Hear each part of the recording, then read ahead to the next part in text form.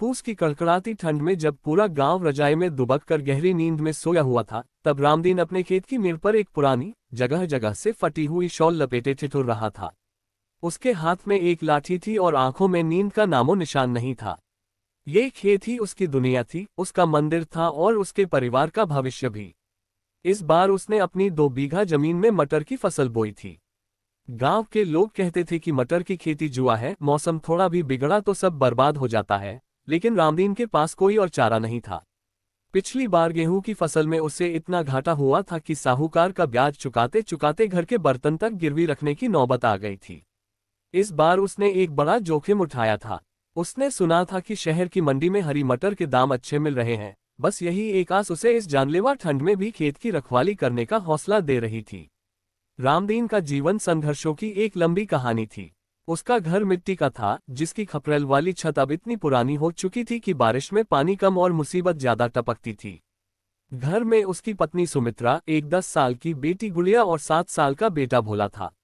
सुमित्रा बीमार रहती थी, खांसी उसे रात भर सोने नहीं देती थी, लेकिन दवा दारू के लिए पैसे जुटाना रामदीन के लिए लोहे के चने चबाने जैसा था। जब उसने मटर बोने का फैसला किया था, तो सुमित्रा ने डरते हुए कहा था कि अगर इस बार भी फसल खराब हो गई तो हम क्या करेंगे। रामदीन ने तब उसकी आंखों में देखकर कहा था कि भरोसा रखो, धरती मैया हमारी मेहनत का फल जरूर देंगी। उसने अपनी पत्नी की एकमात्र बची हुई चांदी की पायल बेचकर बीज और खाद का इंतजाम किया था। वह पायल सुमित्रा के मायके की निशानी थी, जिसे देते वक्त उसकी आंखों से आंसू छलक आए थे। उन आंसुओं का भार रामदीन के कंधों पर किसी पहाड़ से कम नहीं था। मटर की बुवाई के बाद के दिन रामदीन के लिए किसी तपस्या से कम नहीं थे। उसने दिन रात एक कर दिया था। जब नन्हे नन्हे हरे पौधे मिट्टी का सीना चीरकर बाहर आए, तो रामदीन की खुशी का ठिकाना नहीं रहा। वह उन नन्हे पौधों को ऐसे निहारता जैसे कोई पिता अपने नवजात शिशु को देखता है। वह हर रोज सुबह सूरज निकलने से पहले खेत पहुंच जाता और एक एक पौधे की जांच करता। कहीं कोई कीड़ा तो नहीं लगा, कहीं पानी की कमी तो नहीं है। जैसे जैसे पौधे बड़े होते गए, खेत हरा भरा होता गया। पूरा खेत ऐसा लगता था मानो किसी ने हरे मखमल की चादर बिछा दी हो। जब मटर की लताओं पर सफेद और हल्के बैंगनी रंग के फूल आए, तो खेत की सुंदरता देखते ही बनती थी। गांव के जो लोग पहले उसे पागल कह रहे थे, अब वही लोग उसकी फसल की तारीफ करते नहीं थकते थे। रामदीन जब अपनी फसल को देखता, तो उसे फूलों में अपनी बेटी के लिए नई फ्रॉक और बेटे के लिए स्कूल का बस्ता दिखाई देता। उसे सुमित्रा की खांसी की दवा और घर की मरम्मत की उम्मीद दिखाई देती। लेकिन किसान की किस्मत और मौसम के मिजाज का कोई भरोसा नहीं होता। दिसंबर का महीना खत्म होने को था और मटर की फलियां आने ही वाली थी कि मौसम विभाग ने चेतावनी जारी कर दी। रेडियो पर बताया गया कि अगले 2-3 दिनों तक शीतलहर चलेगी और पाला पड़ने की संभावना है। पाला शब्द सुनते ही रामदीन के पैरों तले जमीन खिसक गई। पाला मटर की फसल का सबसे बड़ा दुश्मन होता है। अगर एक रात भी पाला मार गया, तो पूरी की पूरी फसल जलकर काली पड़ जाती है, फूल झड़ जाते हैं और फलियों में दाने नहीं बनते। रामदीन के माथे पर चिंता की लकीरें गहरी हो गईं। वह घर आया तो सुमित्रा ने उसका चेहरा देखकर ही समझ लिया कि कुछ गड़बड़ है। उसने बताया कि पाला पड़ने वाला है। सुमित्रा ने गहरी सांस ली और भगवान के सामने दिया जलाकर प्रार्थना करने लगी। उस रात रामदीन घर पर नहीं रुका। उसने सुना था कि अगर खेत के चारों ओर धुआं कर दिया जाए और हल्की सिंचाई कर दी जाए, तो फसल को पाले से बचाया जा सकता है। वह और उसका छोटा भाई, जो पास के ही खेत में काम करता था, दोनों ने मिलकर खेत के चारों कोनों पर सूखी लकड़ियां, घास फूस और कूड़ा इकट्ठा किया। रात गहराती गई और तापमान गिरता गया। ठंड इतनी थी कि हवा भी जैसे बर्फीली सुइयों की तरह चुभ रही थी। रामदीन के हाथ पैर सुन्न हो रहे थे, लेकिन वह लगातार काम में जुटा था। उसने खेत की मेड़ों पर आग लगाई। गीली घास डालने से गहरा धुआं उठने लगा। धुएं की एक परत ने खेत को ढक लिया, जो पाले को नीचे जमने से रोकने के लिए जरूरी थी। रामदीन पूरी रात खेत के चक्कर लगाता रहा। कभी आग को ठीक करता, तो कभी पौधों को छूकर देखता कि कहीं उसकी बूंदें जम तो नहीं रहीं। उसकी आंखों में जलन हो रही थी, धुआं फेफड़ों में भर रहा था, लेकिन उसे अपनी तकलीफ की परवाह नहीं थी। उसे बस अपनी उन हरी लताओं की चिंता थी जिनमें उसका जीवन बसा था। रात के 3 बजे के करीब ठंड अपने चरम पर थी। सन्नाटा इतना था कि दूर कहीं कुत्ते के भौंकने की आवाज भी डरावनी लग रही थी। रामदीन अलाव के पास बैठा अपनी हथेलियां रगड़ रहा था। उसे याद आया कि कैसे बचपन में उसके पिता भी इसी तरह रातों को जागकर खेत की रखवाली करते थे। किसान का जीवन पीढ़ियों से ऐसा ही चला आ रहा था, मिट्टी से सोना उगाना लेकिन खुद मिट्टी में ही मिल जाना। वह सोच रहा था कि क्या कभी ऐसा दिन आएगा जब किसान को मौसम के डर के बिना सोने को मिलेगा। क्या कभी उसकी मेहनत का उसे सही दाम मिल पाएगा। इन्हीं विचारों में खोए हुए उससे कब झपकी आ गई, पता ही नहीं चला। अचानक एक ठंडी हवा के झोंके ने उसे जगाया। उसने देखा कि आग बुझने वाली है। वह हड़बड़ा कर उठा और उसने जल्दी जल्दी और लकड़ियां डाली। सुबह की पहली किरण फूटने तक वह एक प्रहरी की भांति डटा रहा। जब सूरज निकला और कोहरा छटा तो रामदीन ने डरते डरते अपनी फसल को देखा। ओस की बूंदें पत्तों पर मोतियों की तरह चमक रही थीं, लेकिन कहीं भी कालेपन का निशान नहीं था। पाला नहीं गिरा था, या शायद उसके धुएं और प्रार्थनाओं ने असर दिखाया था। मटर की फसल सुरक्षित थी।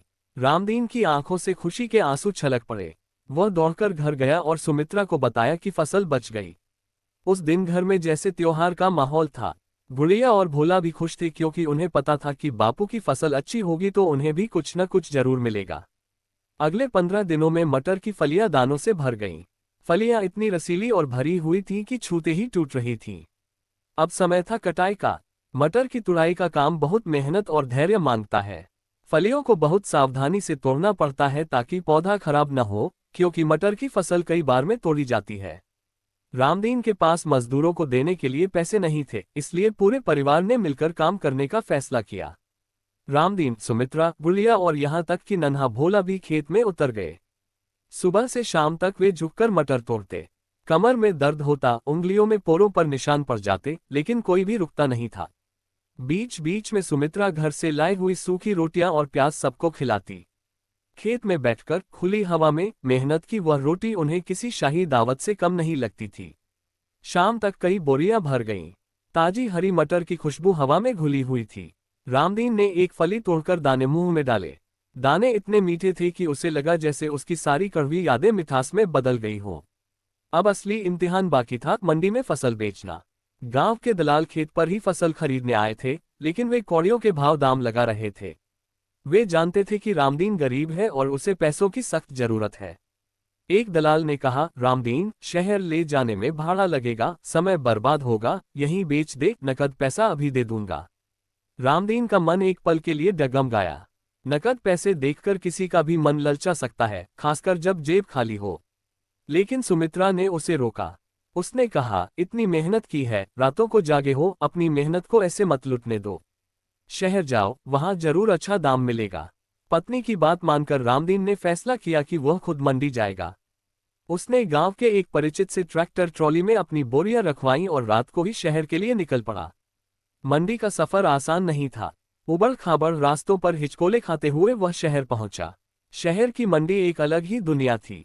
चारों तरफ शोर शराबा, गाड़ियों का हॉर्न, मजदूरों की चिल्लाहट और व्यापारियों की आपाधापी। रामदीन जैसा सीधा सादा किसान इस भीड़ में खोसा गया। उसे डर लग रहा था कि कहीं कोई उससे ठग न ले। उसने अपनी बोरियां एक आर्थिक व्यापारी की दुकान के सामने उतारी। सुबह होते ही बोली लगनी शुरू हुई। व्यापारी आते, मटर को हाथ में लेकर देखते, कोई दाना चखाता तो कोई मुंह बनाकर आगे बढ़ जाता। रामदीन का दिल जोर जोर से धड़क रहा था। उसे डर था कि कहीं दाम कम न मिले। तभी एक बड़े व्यापारी की नजर रामदीन की मटर पर पड़ी। उसने मटर की फली तोड़ी और दाने चखे। मिठास और ताजगी ने उसे प्रभावित किया। उसने बोली लगानी शुरू की। रामदीन ने जो दाम सोचा था, बोली उससे ऊपर जाने लगी। रामदीन चुपचाप खड़ा सब देख रहा था। अंत में उसकी मटर एक बहुत अच्छे दाम पर बिकी। जब आरती ने उसे नोटों की गड्डी थमाई तो रामदीन के हाथ कांप रहे थे। उसने अपने जीवन में इतने पैसे एक साथ कभी नहीं देखे थे। उसने पैसों को माथे से लगाया और आसमान की ओर देखकर भगवान का शुक्रिया अदा किया।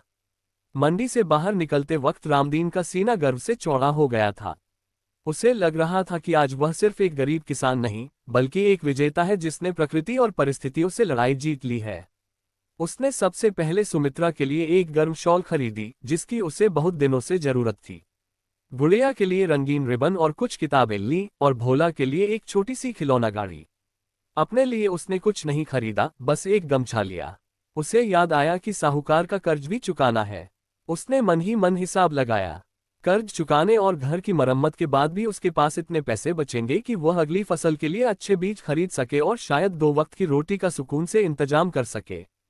वापसी के रास्ते में वह ट्रैक्टर की पिछली सीट पर बैठा था। ठंडी हवा अब भी चल रही थी, लेकिन अब उसे ठंड नहीं लग रही थी। उसकी जेब में रखी मेहनत की कमाई ने उसे एक अजीब सी गर्मी दी थी। वह सोच रहा था कि कैसे एक छोटा सा बीज मिट्टी, पानी और किसान के पसीने से मिलकर जीवन का आधार बन जाता है। मटर की वह फसल उसके लिए सिर्फ सब्जी नहीं थी, वह उसके बच्चों की हंसी थी, उसकी पत्नी का सुकून था और उसके अपने आत्मसम्मान की वापसी थी। घर पहुंचते पहुंचते शाम हो गई थी। सुमित्रा दरवाजे पर ही उसका इंतजार कर रही थी। रामदीन के चेहरे की चमक देखकर ही वह समझ गई कि सब अच्छा हुआ है। जब